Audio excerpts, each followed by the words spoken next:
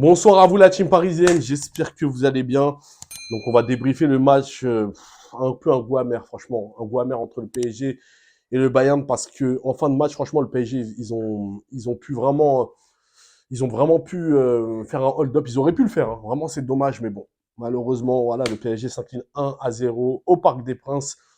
J'ai un goût amer. Vraiment je suis en colère par rapport à beaucoup de choses. Beaucoup de faits de match par rapport à la composition, par rapport à la première mi-temps, on a tiré 0 fois, à part le coup franc de Messi, mais ça compte même pas, en vrai, ça compte pas. Mais là, on est en Ligue des Champions, les gars. Là, il faut qu'on élève le niveau. C'est pas possible. C'est pas possible. C'est pas possible. Là, on peut pas. En plus, le Bayern, ils étaient vraiment à notre portée. C'est qu'ils avaient beaucoup de déchets techniques, ils ont beaucoup raté. Et avoir encore un qui nous marque encore une fois, Coman. C'est encore une tradition chez le PSG que les ex du PSG nous marquent encore. Gamero, il y avait qui d'autre encore. Mais c'est toujours pareil, ouais. C'est toujours la même chose. Toujours les anciens Nkunku qui nous a marqués. C'est toujours pareil, les gars. Franchement, je veux pas crier, en fait. Je veux pas crier, ça sert à rien. Pourquoi je vais crier? Je veux pas me prendre la tête. Mais il y a beaucoup de choses qui vont pas. Le 4-4-2 que Galchine a fait, son 4-4-2 plat, alors que t'as pas des vrais impacts défensifs. Même si on a tenu, en vrai, il faut dire la vérité, le Bayern, ils ont pas mal raté aussi. Ça, c'est une réalité. Le Bayern, ils ont tiré beaucoup de fois. Et ça aussi, ça a été en la faveur du PSG. Donc, c'est l'arbre qui cache la forêt. Certains vont dire, oui, non, mais je sais pas quoi, on a tenu 45 minutes sans mais c'est un exploit, les gars. Franchement, est-ce que c'est un exploit? Vous pensez que c'est un exploit, là, ce qui s'est passé? Non, je suis désolé. Je suis désolé. Franchement, ils étaient à notre portée. Coman, il nous a fait du mal. C'est incroyable. Franchement, il nous a fait du mal. Moi, je comprends pas. En fait, Galtier, il fait aucune décision. Vous voyez, hein, le mercato, le choix d'avoir pris Galtier, tout ça, ça en découle de tout ce qui se passe aujourd'hui. Tout ça, ça en découle. Le premier responsable, c'est Campos. Mercato raté.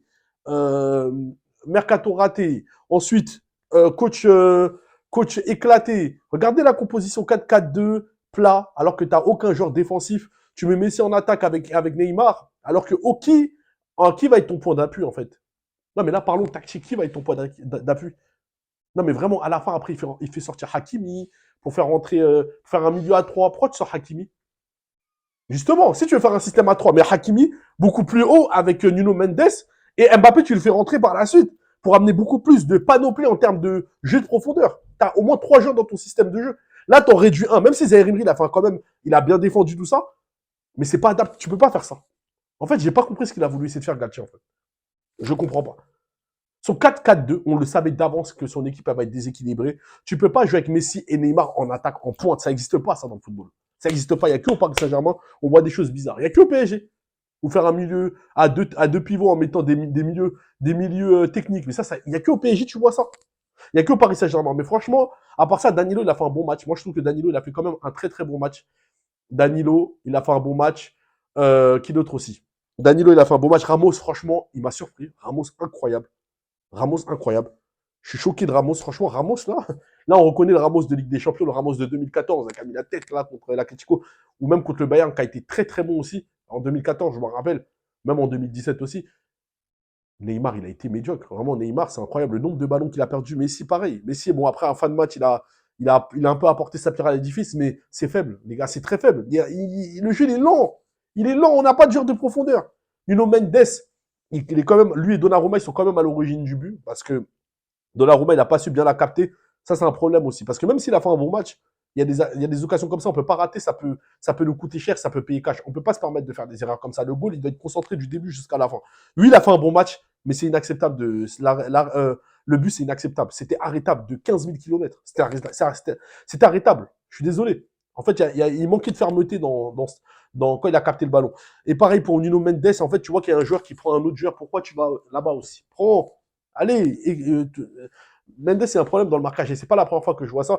Mais sinon, dans l'ensemble, il a fait un bon match. Il a fait un bon match, mais je suis déçu, en fait. Il n'y a pas eu de cohésion d'équipe. En fait, il y a eu trop d'individualité. Bon, il y a eu quand même des fois des petits éclats de circuit de ballon, mais ça reste faible. Trop de pertes de balles, trop de pertes de balles. On arrivait du mal à enchaîner 3 passes, les gars. Il fallait qu'Mbappé il rentre pour amener du rythme. Ruiz, il est rentré, il a ramené du rythme. Franchement, mais Soler, mais les gars, franchement, faut arrêter avec Soler. Franchement, il est nul. Mais il est nullissime. Mais il est nul. Mais pourquoi il joue encore Soler? Mais pourquoi? Il est trop nul. Non, mais moi, je comprends pas. En fait, au PSG, tu peux être nul, mais tu joues. C'est normal de jouer alors que t'es nul. Fais lancer les jeunes. Si les jeunes, tu vois qu'ils sont beaucoup plus forts, fais-les jouer. Les Ousni, les je ne sais pas qui. À un moment, tu ne peux pas jouer en attaque avec Messi et Neymar. Il faut que tu aies un point de fixation. Ça, c'est très important. Mais Soler, il ne s'intercale pas entre les lignes. Des fois, il ne rentre pas dans l'axe pour se dire, bon, peut-être des fois, en fait, il prend aucune initiative. Il n'y a rien. Pas de dépassement de fonction. Non, mais c'est pas possible. Soler, il était zéro. Mais déjà, le mec, il est nul contre les Ajaccio, contre les équipes comme ça, même en Ligue 1. Je pense qu'il va faire quoi contre le Bayern en vrai? Que penses-tu par rapport au Bayern? Mais il est éclaté. Non, mais franchement, moi, il y a des choses comme ça que je comprends pas. Et tout ça, ça en découle. Il y a un manque d'analyse de la part de Galtier, manque d'analyse de jeu de la part de Galtier. Il n'analyse même pas le match. Il sort un latéral, alors que là, tu as besoin de sortir, tu as besoin de mettre beaucoup plus de joueurs en profondeur. En fait, il a fait n'importe quoi, en toute sincérité. Et moi, c'est des choses comme ça que j'ai pas trop aimé, en fait. Et tout ça, j'en avais parlé durant mon débrief. Bon, je m'attendais quand même à pire de la part du PSG, mais tout ce que je vois là, c'est pas étonnant. Le 1-0 là qu'on voit, c'est pas étonnant. On aurait pu les éteindre. Mais c'est pas étonnant. Pourquoi? Bah parce que tout simplement, le système, il n'était pas bon. On n'a pas les bons joueurs. Ça, merci Campos pour le mercato. Et il nous manque vraiment beaucoup de panoplie. On n'a pas de jeu de profondeur. Le jeu, il est que dans l'axe. On n'écarte pas. On déborde pas. Mais moi, si j'avais été Galtier, déjà, moi, dans un premier temps, moi, j'aurais mis déjà 2 joueurs. Moi, je comprends pas, en fait, pourquoi il fait pas ça. Moi, si j'avais été lui, j'aurais mis vraiment, vraiment, à sa place, j'aurais mis Ramos arrière droit, Hakimi plus haut dans un 4-4-2. Si tu fais un 4-4-2, fais ça au moins. Hakimi, Nuno Mendes, milieu, dans le circuit à 4, dans la ligne à 4, et tu mets Bernat et Ramos. Ramos, il a déjà joué arrière droit, là-bas, c'est son poste de prédilection. Et défense, tu mets Kimpembe ou. Fais ça à la rigueur, fais quelque chose comme ça, ou même Marquinhos à droite, je sais pas, déboule-toi. Mais pour amener de la profondeur. Et pour essayer d'amener de la variété en attaque. Mais là, le truc, c'est que c'était prévisible tout ce qui s'est passé. C'était prévisible. Ou sinon, mets Neymar à milieu gauche. Mais Neymar milieu gauche.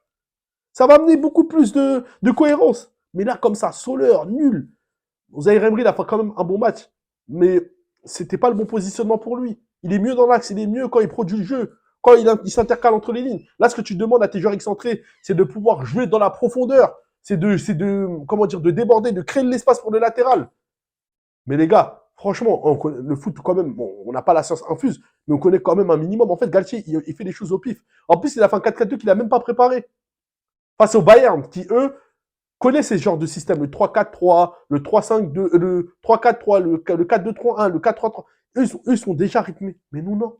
Donc pourquoi tu veux essayer de faire un système de jeu que tu n'as même pas testé au préalable en amont? Et en plus, surtout, le match contre Marseille, tu as fait un système avec 2 attaquants, et tu sais que ça n'a pas marché. Avec Messi et Neymar, ça n'a pas marché. Normalement, quand tu fais un système à 3, à 2 attaquants, il faut qu'il y ait un vrai 9 et un qui tourne autour du 9, qui alimente le 9. Et pareil, ton milieu de terrain, il n'était pas assez alimenté. Verratti, bon, voilà, il a fait un match, voilà. Mais c'est ça aussi, il y a un manque de complémentarité. Et ça, c'est une réalité. Et c'est pour ça que moi, il y a beaucoup de choses qui vont pas, en toute sincérité. Bon, voilà, on va attendre le match retour, hein, on verra ce qui va se passer. En tout cas, moi, je suis très pessimiste. Je pense réellement, vu ce qui se passe, le PSG, ils peuvent se qualifier, attention, mais pour moi, il y a vraiment 15% de chances qu'ils se qualifient. 15% de chance. Sauf s'ils sont déterminés au match retour. Et là, ils cassent toute la baraque. Mais là, vraiment, c'est très, très compliqué comme ça. Vraiment très, très compliqué. Bon, voilà, hein, sur ce, on espère que Renato Sanchez, il va revenir pour amener beaucoup plus de jeux au milieu de terrain. On espère, hein, que d'ici là, il sera là. Et Mukele aussi, comme ça va permettre aux latéraux d'être beaucoup plus hauts. Nuno Mendes et Hakimi. Donc voilà, sur ce, voilà, j'ai rien d'autre à dire. Je veux même pas m'énerver, en fait, ça sert à rien. Je veux m'énerver, pourquoi en fait, on se tue tout le temps la santé pour eux. On se tue tout le temps la santé pour eux. Donc là, vous savez qu'est-ce que je vais faire? Je vais faire un live TikTok là tout de suite. N'oubliez pas d'ailleurs de vous abonner à ma page TikTok, incroyablement parisien. Ma page Instagram, s'il vous plaît, il faut qu'on monte dans les 1000 abonnés. TikTok, prochaine étape, 7000 abonnés sur TikTok. Je compte sur vous. Aidez-moi à faire grandir cette chaîne. Abonnez-vous aussi à ma page YouTube. Tous les liens sont dans ma bio. Je vais tout mettre. Sur ce, passez une bonne soirée et allez, bye.